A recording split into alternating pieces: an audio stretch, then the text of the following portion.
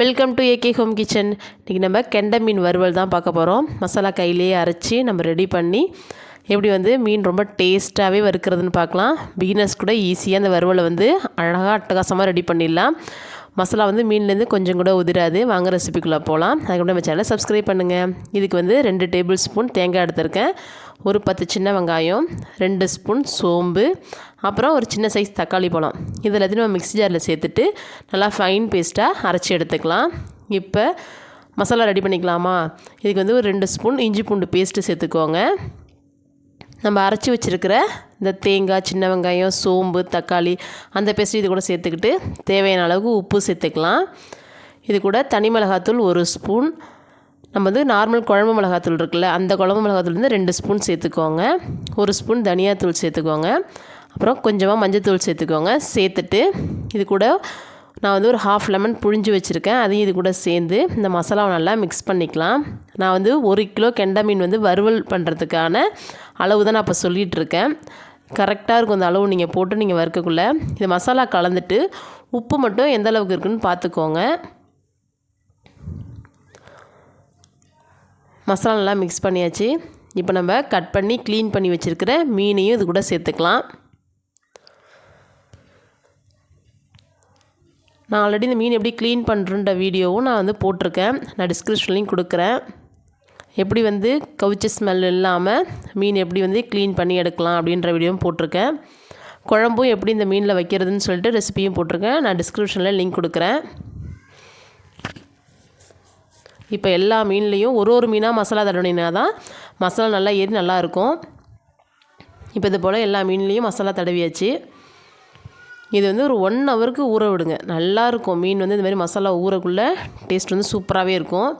இல்லை உங்களால் ஊற வைக்க முடியலன்னா ஒரு ½ அன் ஹவர் ஃப்ரிட்ஜில் வச்சு எடுங்க. ஃப்ரீசரில் வைக்க வேணாம், ஃப்ரிட்ஜிலே வச்சுட்டு எடுங்க. கரெக்டாக இருக்கும். நல்லா ஊறி டேஸ்ட் ரொம்ப சூப்பராகவே இருக்கும். எங்கள் வீட்டில் வெயிலில் வைப்பாங்க. நல்லா வெயிலில் ஒரு ½ அன் ஹவர் வச்சு எடுத்தாலே மீன் ரொம்ப சூப்பராகவே இருக்கும். வெயிலில் வச்சோம்னா இப்போலாம் காக்கா தூக்கிட்டு போய்டும், பூனைலாம் தூக்கிட்டு போய்டுது. அதனால தான் சொல்லிட்டு நம்ம ஃப்ரிட்ஜில் வச்சு எடுத்துக்கலாம். இல்லைனா 1 ஹவர் வெளியிலே ஊற வைங்க, சூப்பராகவே இருக்கும். இப்போ எல்லா மீனுக்கும் மசாலா படுற மாதிரி தடவி வச்சாச்சு. இந்த மசாலா டேஸ்ட் உண்மையாகவே சூப்பராக இருக்கும். நம்ம இப்போ தேங்காய் எண்ணெயில் தான் இந்த மீன் இப்போ பொரிச்சு எடுக்க போகிறோம். ஏன்னா தேங்காய் எண்ணெய் போட்டு மீன் பொரிக்கக்குள்ளே டேஸ்ட்டு அவ்வளோ சூப்பராக இருக்கும். குக்கிங் ஆயில் யூஸ் பண்ணுங்கள். தயவு செஞ்சு கடையில் தலைக்கு தடவுற தேங்காய் எண்ணெய் வாங்கிலாம் மீன் எக்காரணம் கொண்டு பொரிச்சிடாதீங்க. செக்கில் ஆட்டின எண்ணெய் தான் நான் யூஸ் பண்ணியிருக்கேன். இப்போது கருவேப்பிலை வச்சுட்டு மீனை நீங்கள் போட்டிங்கன்னா டேஸ்ட்டும் வாசம் ரெண்டுமே சூப்பராக இருக்கும். மீனும் அடியில் ரொம்ப ஒட்டாது உங்களுக்கு. இப்போ எல்லா மீனையும் இது போல் தோசைக்கல்லில் வச்சுக்கலாம். நான் நார்மலான கொஞ்சம் குக்கிங் ஆயில் யூஸ் பண்ணி அதை தனியாக கொஞ்சம் பொரிக்கிறேன். ஏன்னா தேங்காய் எண்ணெய் எல்லாருக்கும் பிடிக்காதில்ல அந்த ஸ்மெல், அதனால தான். இங்கே பாருங்கள், கொஞ்சம் கூட ஒட்டவே இல்லை பாருங்கள். கடைசியில் தேங்காய்லாம் போட்டால் தேங்காய் போட்டால் ஒட்டுன்னு சொல்லுவாங்க மசாலா. ஆனால் சுத்தமாக ஒட்டவே ஒட்டாது. நீங்கள் இந்த மாதிரி ரெடி பண்ணி நீங்கள் மீன் வறுக்கக்குள்ளே மீனை ஸ்லோ ஃப்ளேம்லேயே வச்சு நாட்டு மீன் வேக விடுங்க. கடல் மீனோட இது குக்கிங் டைம் கொஞ்சம் எடுக்கும். கொஞ்சம் நல்லா கிறிஸ்பியாக வர வரைக்கும் தோசைக்கல்லில் போட்டு நல்லா பரட்டி விட்டு எடுத்திங்கன்னா டேஸ்ட்டு ரொம்ப சூப்பராகவே இருக்கும். மீனும் பார்க்குறதுக்கு பாருங்கள் அவ்வளோ டெம்ட்டாக இருக்குது. சாப்பிட்றதுக்கும் டேஸ்ட் ரொம்பவே சூப்பராக இருக்கும். நான் ஊற்றின ஆயிலே தான் மறுபடியும் பரட்டி போட்டு வேக வச்சுருக்கேன். ரொம்ப எண்ணெய் சேர்க்கல. இதே மெத்தடில் நீங்கள் மீன் பொரிச்சு எடுத்திங்கன்னா டேஸ்ட் அவ்வளோ சூப்பராக இருக்கும். கம்பல்சரி தேங்காய் எண்ணெயில் தான் பொரிக்கணும் இல்லை, நீங்கள் நார்மல் குக்கிங் ஆயிலில் பொரிக்கலாம்.